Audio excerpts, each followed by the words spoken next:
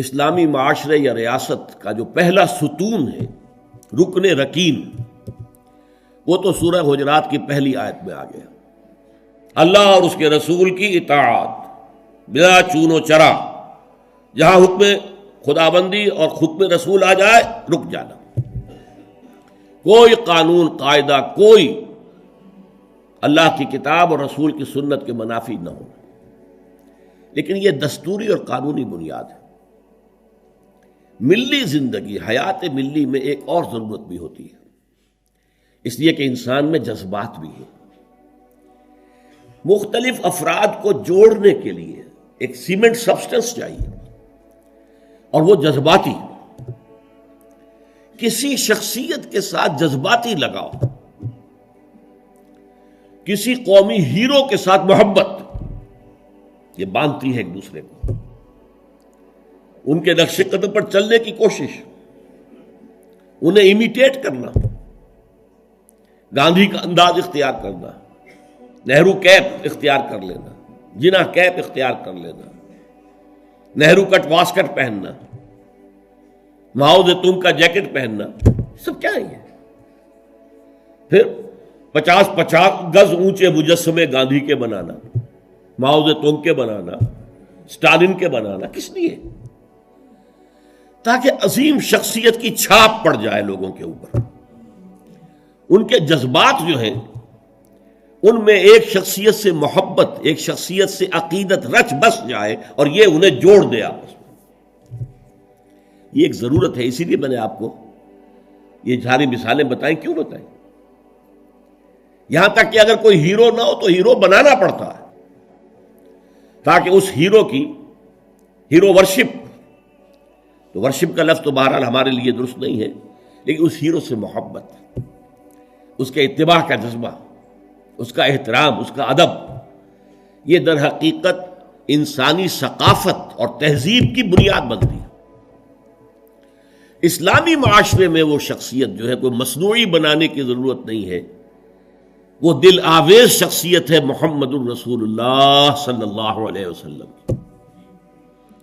ان کی محبت، اللہ کی محبت کے بعد رسول کی محبت، اور پھر ساری محبتیں ان کے تابع۔ حضور نے فرمایا لا یؤمن احدکم حتی اکون احب الیہ من والدہ وولدہ والناس اجمعین، تم میں سے کوئی شخص مومن نہیں ہو سکتا جب تک کہ میں اسے اس کے والدین سے، اس کے بیٹوں سے اور تمام انسانوں سے بڑھ کر محبوب نہ ہو جاؤں۔ اور قرآن مجید میں آپ کو معلوم ہے آیت نمبر 24 سورہ توبہ کی، وہاں تو بہت زبردست دھمکی آئی ہے۔ قُلْ إِنْ كَانَ آبَاؤُكُمْ وَأَبْنَاؤُكُمْ وَإِخْوَانُكُمْ وَأَزْوَاجُكُمْ وَعَشِيرَتُكُمْ وَأَمْوَالٌ اقْتَرَفْتُمُوهَا وَتِجَارَةٌ تَخْشَوْنَ كَسَادَهَا وَمَسَاكِنُ تَرْضَوْنَهَا أَحَبَّ إِلَيْكُم مِّنَ اللَّهِ وَرَسُولِهِ وَجِهَادٍ فِي سَبِيلِهِ فَتَرَبَّصُوا حَتَّىٰ يَأْتِيَ اللَّهُ بِأَمْرِهِ وَاللَّهُ لَا يَهْدِي الْقَوْمَ الْفَاسِقِينَ۔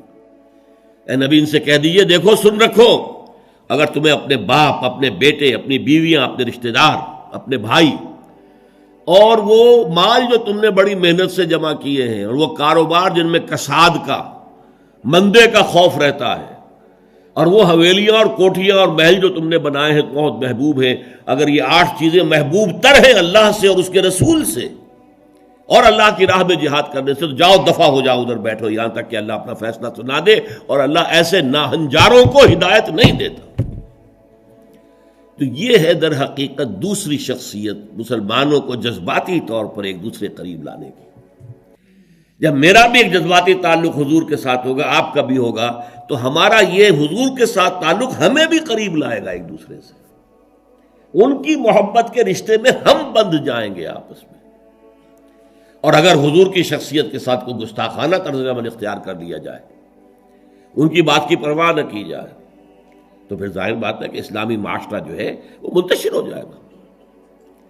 چنانچہ ہم یہ دیکھتے ہیں کہ یہ جو اتنی بڑی امت ہے اور 1400 برس گزر چکے ہیں، اس میں جو ایک کلچرل ہوموجینٹی ہے، یکسانی ہے۔ آپ کو انڈونیشیا کا مسلمان ملے گا، وہی انداز اس کا ہے، وہ داڑھی ہے اس کا وہی انداز، لباس ٹھیک ہے تہبند ہو کچھ ہو لیکن وہ گھٹنوں سے اوپر ہوگا، محسوس ہوگا کہ کوئی ہے، کوئی شے ہے ان کے درمیان مشترک۔ نماز کے لیے کھڑے ہوں گے بیت اللہ کے گرد تو سب نماز پڑھیں گے اور کسی کی نماز ٹوٹے گی نہیں، کہیں زیادہ فرق یہ ہوگا کوئی رفع یدین زیادہ کر رہا ہے، کوئی آمین بالجہر زور سے کہہ رہا ہے، بس صلی اللہ علیہ وسلم۔ باقی یہ کہ قیام ہے، اس کے بعد رکوع ہے، پھر قومہ ہے، پھر سجدہ ہے، پھر جلسہ ہے، پھر سجدہ ہے، پھر اس میں کوئی ترتیب میں فرق نہیں۔ یہ وہ چیز ہے جس نے اس امت کے اندر cultural homogeneity and cultural continuity پیدا کی ہے، نسل بعد نسل، نسل بعد نسل۔ ہم کسی اور ہیرو کو وہ مقام دینے کو تیار نہیں۔ اقبال نے بہت خوبصورت شعر کہا ہے، یہ زائرین حریم مغرب ہزار رہبر بنے ہمارے، ہمیں بھلا ان سے واسطہ کیا جو تجھ سے نہ آشنا رہے۔ یہ جو ہمارے ہاں کوشش ہوئی قائد اعظم کو ہیرو بنا دیا جائے، محترمہ فاطمہ جناح کو آئیڈیل بنا دیا جائے، اس کی یہاں تک انتہا ہوئی ہے پاکستان میں۔ میرا طالب علمی کا دور ہے یہ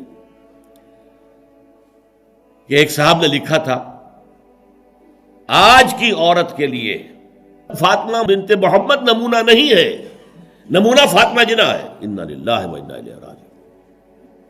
یہ نسبت خاک رابہ عالم پاک، ان کا اپنا مقام ہے، انہوں نے قائد اعظم کی جیسے خدمت کی ہے، ساتھ دیا ہے ساری عمر، ہم ان کی قدر کریں گے، لیکن ہمارے لیے قابل اقتداء، قابل اتباع وہ فاطمہ بنت محمد ہیں، عائشہ زوجہ رسول اللہ ہے صلی اللہ علیہ وسلم، ہم ان کا اتباع کریں گے۔ ہیرو ہمارے وہ ہیں۔ یہ زائرین حریم مغرب، جو مغرب کی تہذیب میں رنگے ہوئے لوگ ہیں، ہزار رہبر بنے ہمارے، ہمیں بلا ان سے واسطہ کیا جو تجھ سے نہ آشنا رہے۔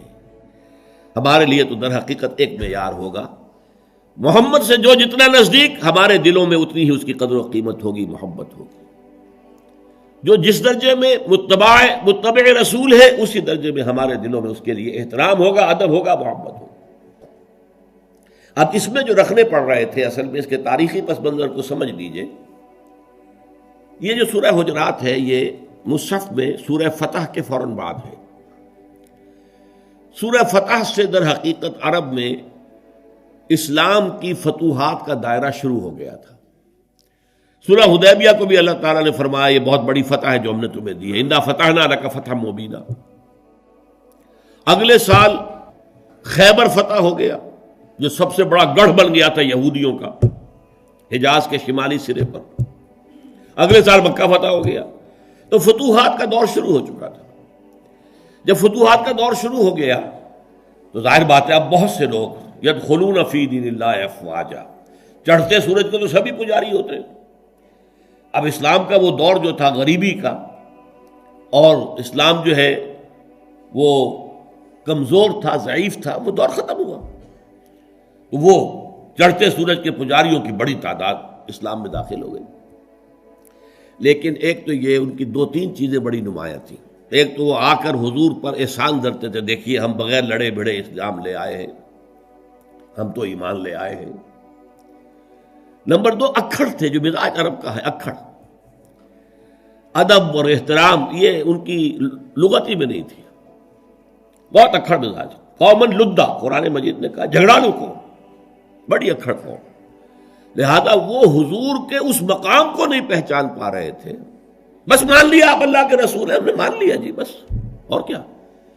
لہذا ان سے بعض ایسی حرکتیں سرزد ہو رہی تھی کہ جو احترام رسول کے منافی تھی، اور احترام رسول کے منافی حرکتیں ہوں گی تو ملت اور امت کے پارا پارا ہونے کا اندیشہ ہے۔ سیمنٹ سبسٹنس جو ہے، جو جوڑ رہا ہے انہیں، وہ ایک تو قانون ہے، اللہ اور اس کے رسول کے احکام، یہ قانونی اور دستوری بنیاد ہو گئی، اور ایک ہے اللہ کے رسول سے محبت۔ ویسے تو محبت سب سے زیادہ اللہ سے ہونی چاہیے، لیکن ظاہر بات ہے کہ اللہ تو وراء الورا ثم وراء الورا ثم وراء الورا، اس کا تو کوئی تصور ہم کرتے ہی نہیں، کر سکتے ہی نہیں، کریں گے تو وہ شرک ہو جائے گا، کفر ہو جائے گا۔ جو بھی ذہن میں نقشہ جمائیں گے وہ اللہ تو نہیں ہے، کوئی اور شے ہے جو آپ نے بنا لی۔ می تراشت فکر ماں ہر دم خدا بندے دیگر، نیا سا نیا خدا بنا رہے ہیں۔ لیکن ایک محسوس پے کرے محسوس حضور کی شخصیت، دل آویز شخصیت، حضور میں رحمت، حضور کی شفقت، یہ تو لوگوں کے سامنے تھی نا. حضور کا اعلیٰ کردار، حضور کی پاک سیرت، یہ تو حضور کے سامنے تھی نا. لہذا اصل محبت کا مرکز جو ہے وہ ذات نبی بن جاتی ہے. از خدا، بہت پیارے الفاظ ہیں اقبال کے، اگرچہ ذرا سا اس میں تجاوز ہے. از خدا محبوب تر گردد نبی، نبی اللہ سے زیادہ محبوب ہو جاتا ہے. حالانکہ جب آپ اصولاً بیان کریں گے تو والذین آمنوا اشد حبا للہ، جو واقعی اہل ایمان ہیں وہ شدید ترین ہوتے ہیں اللہ کی محبت میں. اور جو سورہ توبہ کی آیت میں نے آپ کو سنائی، اس میں بھی پہلے محبت خداوندی کا ذکر ہے، پھر محبت رسول کا. کہ اگر یہ 8 چیزیں احب الیکم من اللہ ورسولہ وجہاد فی سبیلہ فتربصوا حتی یاتی اللہ بامرہ واللہ لا یہدی القوم الفاسقین. لیکن اللہ تک پہنچانے والا تو محمد ہے نا ہمیں صلی اللہ علیہ وسلم. اللہ کے پیغامات دینے والا ہمیں، وہ تو اللہ کا رسول ہے نا، محمد ہے صلی اللہ علیہ وسلم. پھر ہم جو خوگرے پے کرے محسوس تھی انسان کی نظر، وہ خوگرے پے کرے محسوس محمد تو ہمیں نظر آتے ہیں. اللہ کے بارے میں تو ہم کوئی تصور نہیں کر سکتے. محمد کا کیا کردار تھا صلی اللہ علیہ وسلم اپنی بیٹیوں کے ساتھ، کیسا سلوک تھا اپنی بیویوں کے ساتھ. آپ کیسا، کتنی بڑی مثال تھے سپہ سالاروں کے لیے، کتنی بڑی مثال تھے قاضی القضات لوگوں کے لیے. فیصلے کرتے تھے کہ نہیں، قاضی تھے کہ نہیں. کتنا بڑا اسوہ تھے ہیڈ آف دی اسٹیٹس کے لیے. آپ اس ریاست کے ہیڈ تھے. اس وقت کون سی حیثیت ہے جس میں ہم دیکھیں کہ وہاں پانی کو مرتا ہے اور شخصیت جو ہے اتنی عظمت والی یہاں نظر نہیں آ رہی، ہر پہلو سے عظیم ترین شخصیت. تو اس کی محبت اور اس کا اتباع کا جذبہ، اس کے لیے بھی نوٹ کر لیجئے، اللہ تعالیٰ پر بھی پہلے ہمارے لیے لازم ہے اس کی اطاعت اور دوسرے محبت. اللہ کی اطاعت اور محبت جمع کریں تو لفظ بنے گا عبادت. اللہ کی عبادت کرو. رسول کے لیے بھی اطاعت بھی اور محبت بھی، لیکن رسول کے لیے اطاعت اور محبت کو جمع کریں گے اتباع بنے گا، پیروی کرو. یعنی ایک تو ہے حضور نے حکم دیا، اس پر تو عمل کرنا ہی کرنا ہے، ورنہ تو ہم مسلمان ہی نہیں ہیں. ایک یہ ہے کہ ہم نے خود دیکھا حضور کیا کرتے ہیں، حضور چلتے کیسے ہیں، میں بھی ویسے ہی چلوں. حضور نے اپنے بٹن بند نہیں کیے تھے، میں بھی ساری عمر نہیں کروں گا. حضور فلاں سفر میں اس درخت کے نیچے سے ہو کر گزرے تھے، میں بھی ادھر سے ہو کے گزروں گا. اب یہ حضور کا حکم تو نہیں ہے نا، لیکن ایک جذبہ ہے، نقش قدم کی پیروی، اس کا نام اتباع ہے. تو جب اطاعت کے ساتھ محبت رسول کی شامل ہو جائے گی تو اس کا نام اتباع ہوگا. اللہ کا اتباع ہم نہیں کر سکتے، اللہ خالق ہے، مالک ہے، مدبر کائنات ہے، اس کی پیروی کیسے کریں گے؟ ہاں رسول کا اتباع جو ہے، قل ان کنتم تحبون اللہ فاتبعونی یحببکم اللہ، اے نبی سے کہہ دیجئے اگر تم اللہ سے محبت کرتے تو میرا اتباع کرو، اللہ تم سے محبت کرے گا. تو اللہ کے لیے اطاعت جمع محبت مساوی ہے عبادت کے، اور رسول کے لیے اطاعت جمع محبت مساوی ہے اتباع کے.